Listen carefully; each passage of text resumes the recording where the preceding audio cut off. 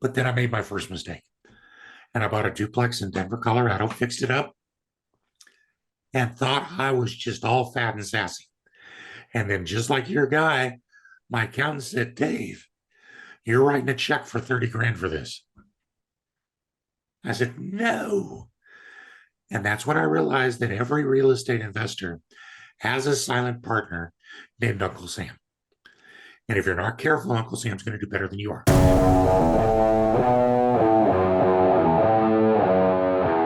Welcome to the Real Freedom Show, where we inspire you to pursue your passion to gain time and financial freedom through opportunities in real estate. I'm your host, Mike Swenson. Let's get some real freedom together.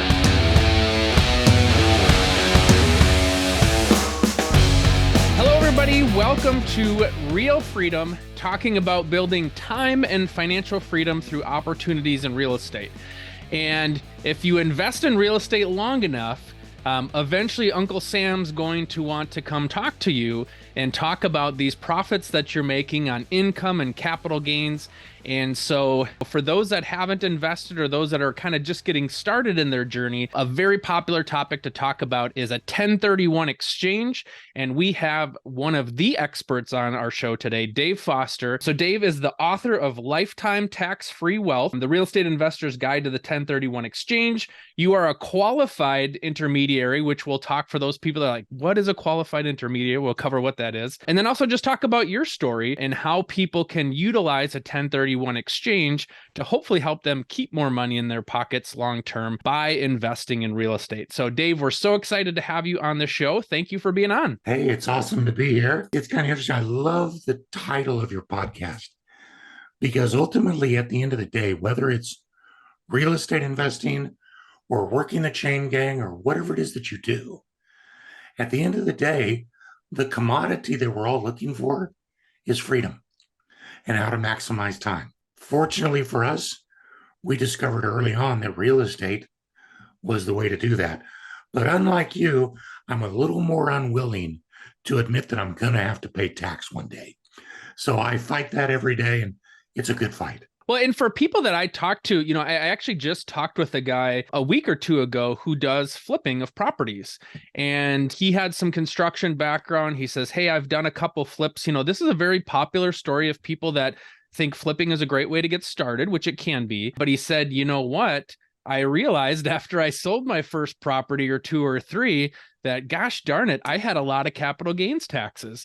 And so he was saying he went from a flipping strategy to a buy and hold strategy so that he didn't have, a lot of his hard work go away in capital gains taxes. And so if you haven't sold a rental property yet, you're looking to do that in the future, that's something that you're going to see. I sold a property actually this past year and was fortunate to combine that with a cost segregation, which I knew was happening and kind of offset that. But there's a lot of strategy behind that people don't think about. And so why don't you share a little bit about 1031 exchanges, a little bit about how the taxes work on properties, and we'll just kind of go from there. And then would love to obviously hear your story and how that applies with your investment journey. Well, your client's story actually resonates very well.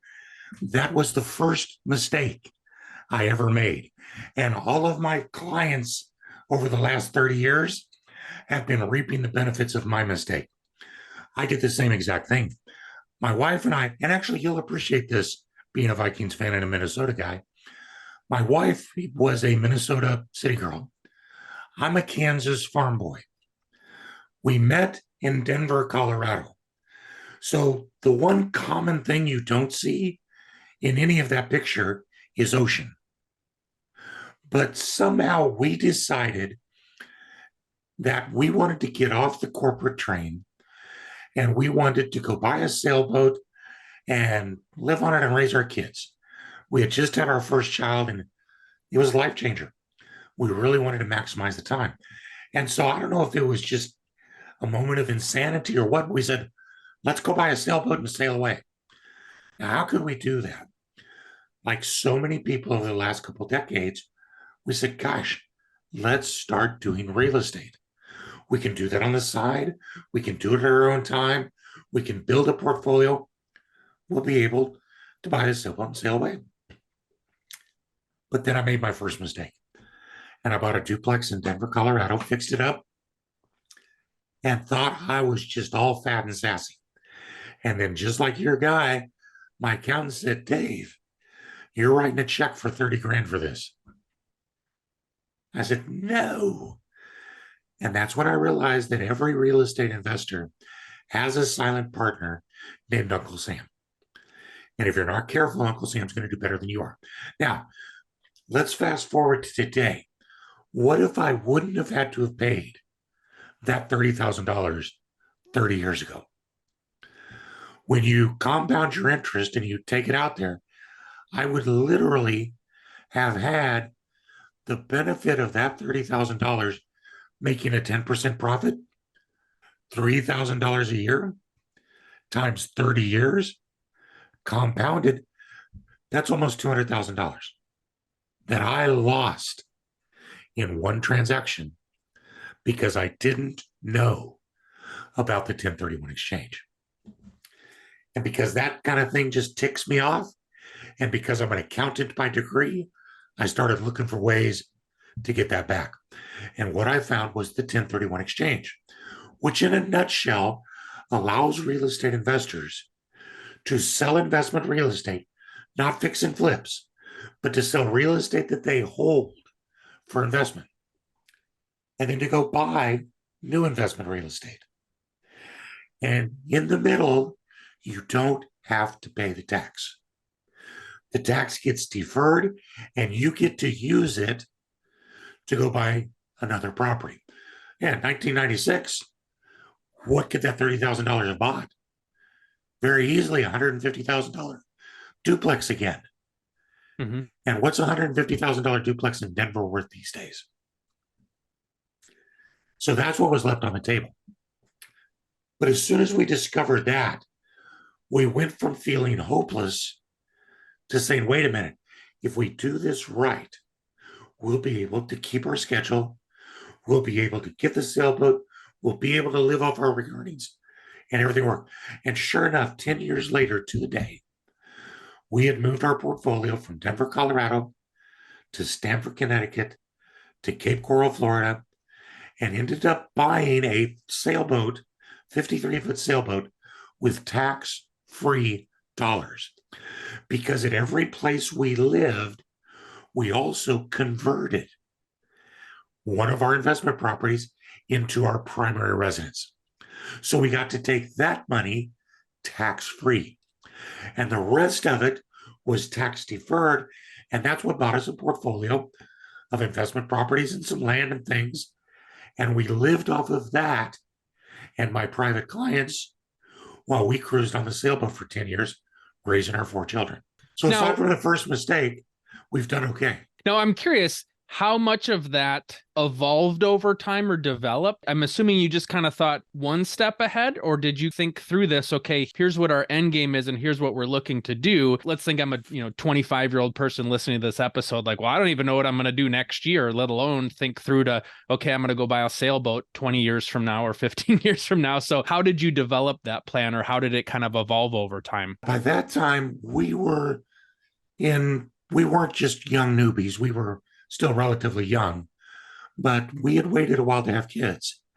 So we were at a phase in life where we could turn from just putting one foot in front of another to being much more strategic. Mm-hmm. So for us, it really was. And I've got a coaching background. So it really was all about projecting ahead. You've got to have the goal and then you work back towards it. Mm-hmm. But sometimes figuring out what that goal is going to be is what's tough. Yeah. So for us, it was a lot of date nights, a lot of what do we really want? What will let us get to what we want? Because what we really wanted was not a sailboat. What we really wanted was time. So that kind of manifests itself differently, doesn't it? Mm-hmm. So we started looking, where can we find ways to live where we won't be on the corporate train, where it's cheap? Oh, buy a boat, he said. It'll be easy. Go get a sailboat. It'll be fun, she said. It'll be cheap. Well, it probably wasn't any of those, but it got us to where we wanted to get to.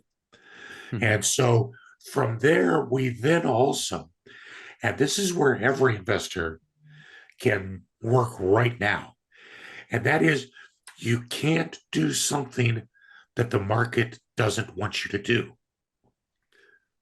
At that time, we were just in a crazy growth phase in Denver, but we saw it tapping out. We needed to get to water, and we saw the Northeast was starting to explode real estate wise. So we sold our Denver portfolio at the peak of the market, then moved it all to Stamford, Connecticut.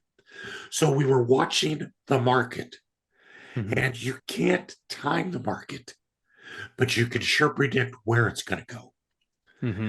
And then when we were in Stamford, Connecticut, this was in the early 2000s, we started to hear this noise about Southwest Florida because Miami was priced out. The East Coast was priced out, but the Gulf Coast, nobody knew about.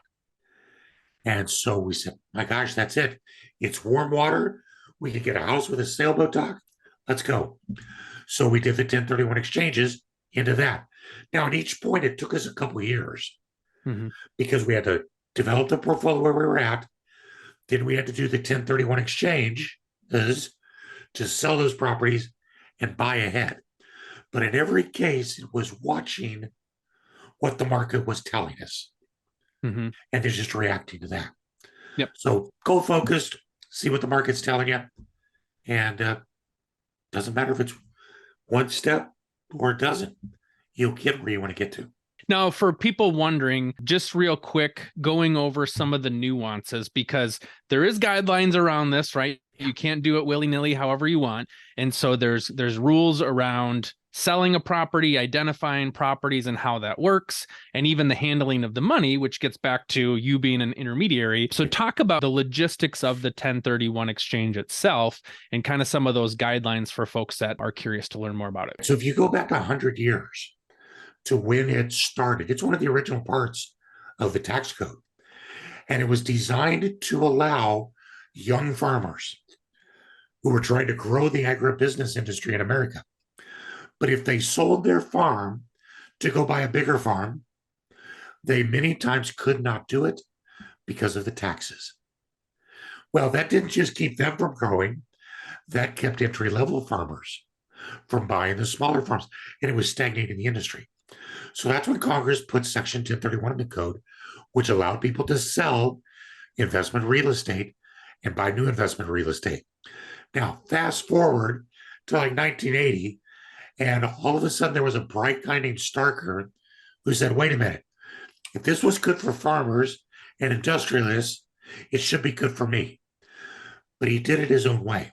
And over the next 20 years, he had a massive court battle between the IRS and him, which was finally resolved when the IRS lost. Doesn't happen very often. Now, can you imagine? Were they happy about that? No. But they had to let us do it. And now it was going to be user-friendly. So what they did was they created some guardrails that are very, very stringent, so that while they have to let you do it, they don't have to make it easy. And the first and foremost one, if your folks take nothing away other than this today, it's that you can't do it yourself. You have to use the services of an unrelated third party, someone like us, called the Qualified Intermediary.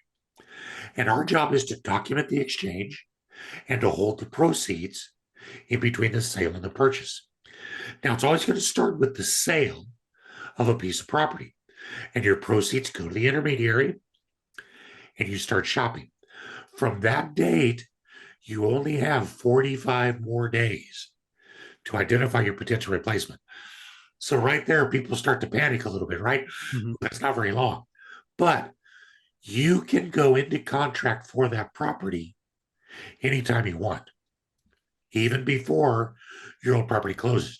So a lot of our clients will get a contract to sell their old property. And as soon as they have that, they'll start shopping and go into contract.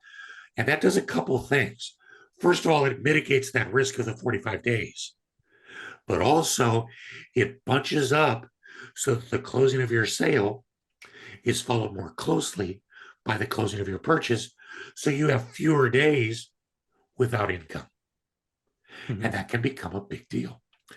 You do have a total of 180 days to complete your purchase. That's usually not such a big deal, but that 45 days can bite you. Yeah. Now, if you want to defer all tax, you have to purchase at least as much as you sell. And you have to use all of your proceeds to do it. So if you sell a $500,000 property, say with $200,000 in a loan, then you have to purchase $500,000 in property using all $300,000 in cash. But the beautiful thing is, so you don't necessarily have to replace the debt, but a lot of people don't have that money, so they will. But here's one of the recession busting strategies that can really help people. Sell that $500,000 property and use the 1031 exchange to buy 2 replacements, because the number of properties doesn't matter. So you can use this to really grow, but you're going to buy 1 property for $250,000 cash. And at this time of what we feel is higher interest rates, that feels pretty good, doesn't it? Take the other $50,000 and put that as a 20% down payment on another $250,000 property. So did you buy $500,000? Sure did. Did you use all your proceeds? You sure did. But what do you have now? Well, you've got a property where your tenant is paying the mortgage and you're getting all the write-offs from that. You also have a property that's free and clear. So anytime you want to, you can do a cash out refinance. Take that money, invest in another property if you find one, or go do something else business-wise, or use that to invest maybe in a passive syndication. All those kinds of things are on the table. But this goes back to what you and I were talking about. Given time, we can create those strategies that will help people go forward that way. So you got the timing, you've got the QI, we've got the reinvestment requirements. The last one really is the nuance between fix and flippers and investors. Because fix and flippers cannot do 1031 exchanges because their intent is not to hold the property. Investors buy property to hold it. And that's what qualifies for 1031. Now, interestingly enough, this is the biggest pain in everybody's head, is that there's no statutory holding period. You simply have to be able to demonstrate your intent if you're ever questioned. So there's a lot of honor system out here. And you have to be able to look in the mirror and say it with a straight face. I bought this property intending to hold it. And then be like one of my favorite clients who said, the reason I'm selling my property after 30 days is that a bear moved into the trash can next door and my tenant won't live there anymore. And I'm not going to run a rental with a bear. I said, well, okay, that's cool. You probably get a good argument. He said, I got more than that. I got pictures. So those are the kinds of things that can build that case for you. Save those pictures in your Google Drive folder labeled IRS audit. And then at any point in time, you've got all your bear documentation of why the bear made you sell. Exactly right. Yep. And as somebody that works with investors myself, we've helped clients, do 1031 exchanges. And to your point, a lot of times we'll hear from people because we have investors that invest in multiple states. So they may or may not have invested with us previously, but I'll get a call saying, hey, we're looking to sell. We're recording this here in November. We're looking to sell our property in January. Just want to maybe put some feelers out there and see if there's some properties that might fit what we're looking. Or like you said, it might be, hey, we just went under contract. We're closing 30 to 45 days from now. Let's get on the hunt here and start identifying some properties. And we've had it too before where we've looked at one or two, we've maybe written on a property that didn't work out. We were still within that 45-day window, identified another property, or there might be 2, 3, 4 that they're looking at. And with it being a little bit of a slower market, you have the opportunity where those 2 or 3 or 4 might still be there if one doesn't work out. But we did have it where we were running right up to that deadline, but it was a property that was already identified. It ended up not working out and we moved to the next one. And so we've been through this ourselves. We've had to work with the intermediaries and make sure everything's on the up and up and find those properties. But it's worked out well on our end, helping investors. Now, one cautionary tale is that 45-day period, at the end of day 45, you cannot alter your list anymore. And you're stuck with what's on it. So what you said just resonated with me. We actually had a client that just finished up an exchange where he would named several properties, but he was not under contract for them when his 45 days was over. And he got too cute with his offers and he got outbid on 4 of his 5. Hmm. And his only hope to finish his exchange was he had to go back to the people who had outbid them and offer them that plus a little bit of juice Mm-hmm. in exchange for letting him buy them. Mm-hmm. Now, that was a really bad day for all of us. Fortunately, he managed to pull it off. But you've really got to be active during that 45 days, which really just kind of takes us backwards from that to say that as soon as you're thinking, what's my next direction is going to be, as soon as you're starting to contemplate, is it time to sell? That's when you need to be planning, not just with someone like yourself who can help you, who can help them identify where the market's at, but someone like us who can help them strategize to get where they want to get to. Mm-hmm. There's an awful lot that they can do. And what we've seen too is they've maybe found something off market that they've identified through a broker, a lender, somebody they maybe already have a relationship where they know this person's looking to sell. And so now they already know what their next property is going to be too. And so for those of you listening right now, you're like, well, how do I do that? It might take a little bit of time. You might not be there with your first property, but we've seen that before where it's, hey, yeah, they already know what their next property is going to be. And so they're selling this property because they're ready to move into the next one. And that seller is flexible on timeline. And so we've seen that as well. So then you don't have this, oh, shoot, we're running up against our deadline. Now, for people that do run up against the deadline, there is an opportunity out there, a Delaware statutory trust. Isn't that what's Right. kind of like the worst case scenario? If something falls through, what can I do? Because we had a client where that happened as well. And that's the route that they ended up going. Maybe share about that a little bit. Yeah, the Delaware Statutory Trust is a passive fractional ownership. And actually, there are some syndications where they will let you take a tenant in common interest in the real estate itself. So both DSTs and tenants in common and the syndications that have tenants in common all can act as safe harbors for you because generally they don't fill so fast. Mm-hmm. And so you put 1 or 2 of those on your list. And if nothing works out, so what it is.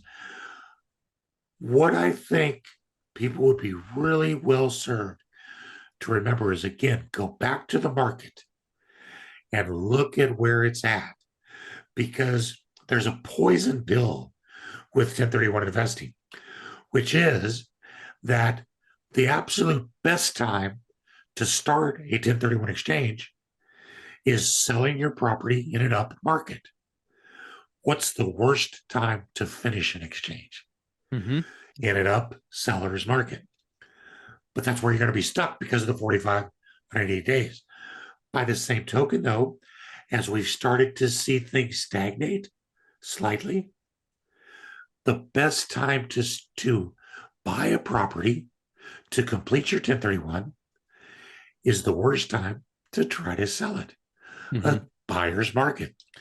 So you just kind of have to recognize where you're at and then react accordingly. We had, my gosh, the California market was so insane that people were getting 50 offers over asking on the day that they put it up. And they said, how will we ever find a property? I said, well, don't forget, you are also the seller. So you're going to take one of those 50 offers, and you're going to say, I'll sell this property to you, but you're going to give me a floating closing date. Mm-hmm. You're going to give me 50% earnest money. That's releasable, so I can put it down on my next property. There's all sorts of strategies that you can use. Now, right about now, what's really good is because there's more selection out there, get your old property under contract, start looking around, but then don't panic so much because Mm-hmm. there's going to be, and as interest rates climbed, it was funny because days on market increased at the same time the interest rate was going up almost in lockstep. Mm-hmm. So waiting for the 1031 investor was actually a real good thing to do.